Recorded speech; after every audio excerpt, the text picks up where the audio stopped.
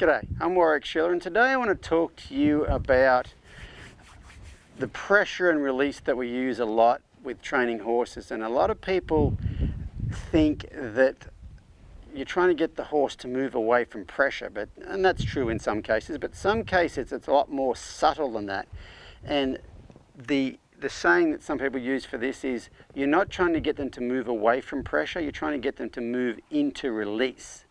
Okay, and I know that sounds a little obscure, but probably the best example I've got, if you're outside on a day like today, so today's probably 85 degrees. It's a beautiful day. It's a little bit warm, but it's not unpleasantly warm. So 85 degrees Celsius, probably 29, 32 maybe Fahrenheit, something like that. I mean Celsius. So you're outside. You don't feel the weather, like it's not like it's oppressively hot or anything like that, but you walk in the house, it's air conditioned, you hop in there and you go, oh, this feels good. It's not that the other felt bad, this just feels better. And so a lot of times when you're working with pressure with horses, it's not so much that you want them to be getting away from the pressure, you just want to be able to find that place of release. And I'll show you with my little friend Murray here. Hey Murray, say hello to everybody on the camera over there, Murray. So what I'm going to do with Murray here is I'm going to walk up to him and I'm going to put my hands on his head, but I'm not going to put any pressure on his head, just to hold it straight. But what I'm going to do is I'm going to stand very close to him, like in his space.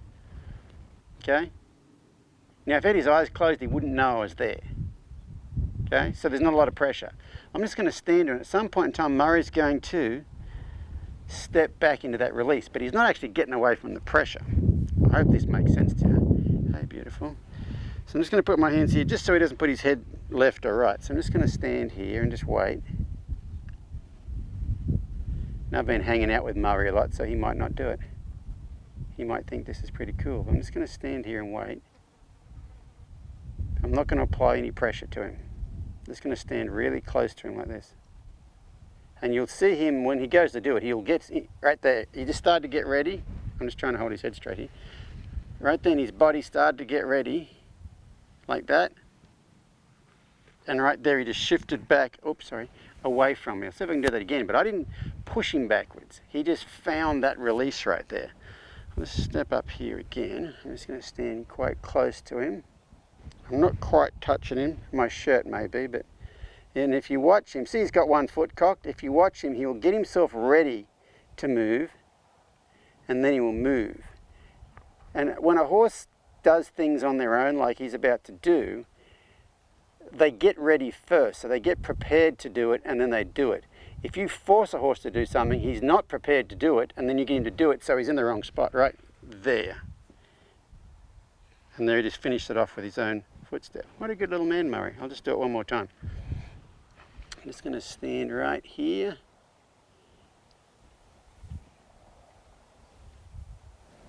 So like I said, I'm not pushing on him, I'm just holding his head straight so he just doesn't put it one way or the other.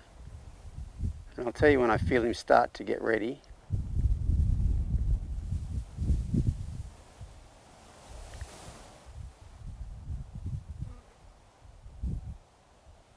He's quite comfortable in my presence, isn't he?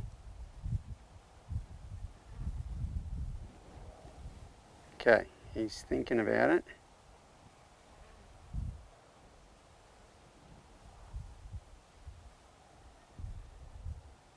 So I'm not giving him any mental pictures to go backwards. I'm not increasing pressure. I'm not really doing anything. I'm just going to stand here.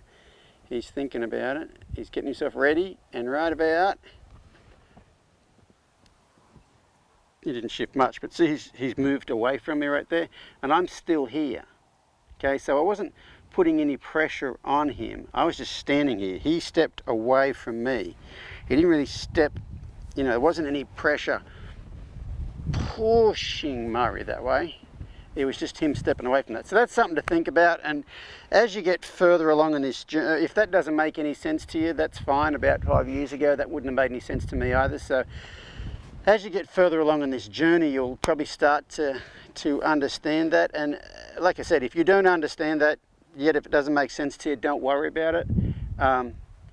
Some of this stuff, you can't force it. You've got to get to a point to where you're ready for it. And I really understand now that everybody's on their own journey and everybody's where they're at in in that journey, and you know, I really, these days I don't really have any judgment about where anybody is, because we're all kind of heading in the same direction, just we're at different places in the journey. Anyway, so I hope that gives you something to think about. We'll see you guys next time.